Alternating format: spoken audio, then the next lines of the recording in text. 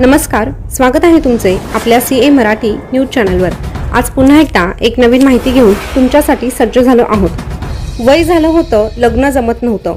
मुलगा दारू पिऊन आला आणि पित्यानं लोखंडी मुसळीचा टोला डोक्यात घातला। जागेवरच त्याचा मृत्यू झाला।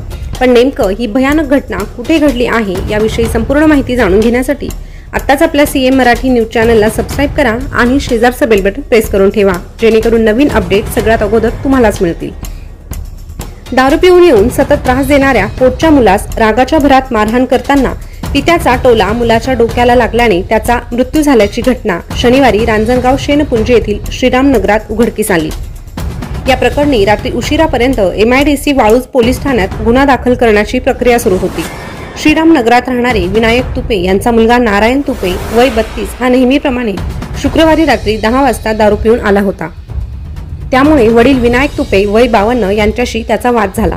तसेच नारायण हा 32 वर्षाचा असून देखील त्याचा विवाह होत नव्हता।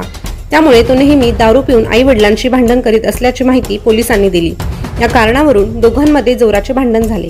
नारायण हा मद्यप्राशन करून घरी आला। त्यामुळे चिडलेल्या पित्याने लोखंडी मुसळी त्याच्या डोक्यात घातली। त्यात तो गंभीर जखमी झाला। त्यानंतर त्याचा मृतदेह रात्रभर तसाच घरात पडून ठेवला होता। सकाळी नारायणचा अपघात झाल्याने तो गंभीर जखमी होऊन त्याचा मृत्यू झाल्याचा बनाव वडील विनायक तुपे यांनी केला। त्यामुळे सकाळी त्याला घाटी रुग्णालयात दाखल करण्यात आले। घाटी रुग्णालयातील शवविच्छेदन अहवालातून त्याची हत्या झाल्याचे स्पष्ट झाल्यानंतर पोलिसांचा संशय बळावला। त्यांनी तात्काळ वडील विनायक यांना ताब्यात घेऊन चौकशी केली असता त्यांनी गुन्ह्याची कबुली दिली आहे। या प्रकरणी रात्री उशिरापर्यंत गुन्हा दाखल करण्याची प्रक्रिया देखील सुरू होती। याबाबत नवीन अपडेट जाणून घेण्यासाठी आत्ताच आपल्या सीए मराठी न्यूज चॅनलला सबस्क्राइब करा आणि याविषयी तुमच्या काय प्रतिक्रिया आहे हे देखील कमेंटद्वारे कळवा। धन्यवाद।